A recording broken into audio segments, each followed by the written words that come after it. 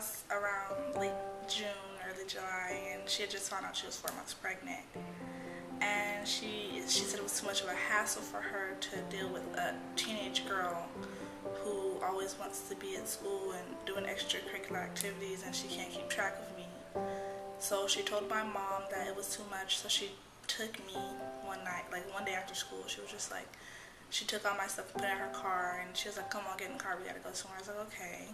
And I didn't know which way we were going, and then I saw like the back road, and I knew it was towards my aunt's house.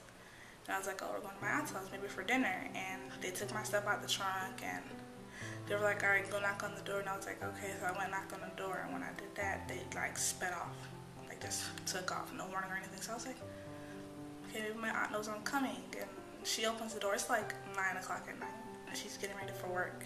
And she opens the door, and she goes, what are you doing here? And I'm like, oh, you didn't know I was coming?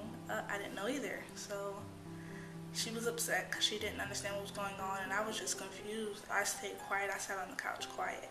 So my mom came and got me, and luckily she called the Salvation Army shelter, the hospitality house for women and children. And they were like, we have a room, you and your daughter can come, and you guys can stay here. Every morning I walk to school because I live right around from Blake. It's good that I'm walking, but I get scared because a lot of the shelter I'm in, there's another shelter across the street for like homeless people, and they have to be out of there by at least 6 or 7. So when I leave, there's a lot of people outside and it's dark, so I get scared. It bothers me because I was like, what if something happens to me and nobody knows it? Like, so I try to get to school as fast as I can. I walk. And if I see a lot of people outside, like a lot of guys, I walk over the bridge. But if there's not nobody outside, I usually like walk behind the bridge. And it's not a hassle, but it's just scary. And the YMCA, like, being there helped me because I didn't really have any friends, and I didn't know anything about over here downtown. And coming to the YMCA, it's right up the street from the shelter, so I can walk there. And if I stay late, I can still walk to the shelter, and there'll still be like lights out, so I can still see my way home, so I won't have to be scared. And like the people there are kind, and they help me to feel important and welcome. YMCA has given me a lot.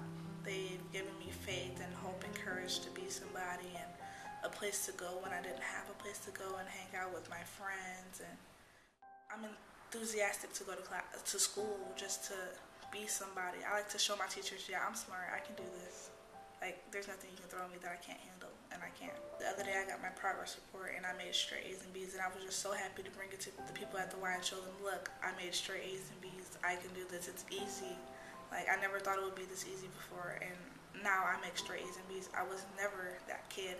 At first, I didn't want to strive, I was scared, I was afraid, but with someone there to help you and encourage you to do something with your life, it helps a whole bunch. As a unit, they're strong people and they're kind people, and I'm proud of them, and I'm glad that they are there for people like me to help me see, like, we want to help people out there who don't have a place to go and want to do something and be proactive in the community. And I want to help students in school who are just slacking off because they feel abandoned or they don't understand the world right now. I want to go back and tell them, it might be confusing right now, but it's not always going to be this way. You're going to get some clarity in your life. Like, it's not going to be so hard always. You'll have somebody to lean on. And if they need anybody, I want to be there so they can lean on me. Because I had people there so that I could lean on, that I could vent to, that helped me and that wanted to. And that's what I want to do. I just want to go back and help my community and help my fellow man to be somebody.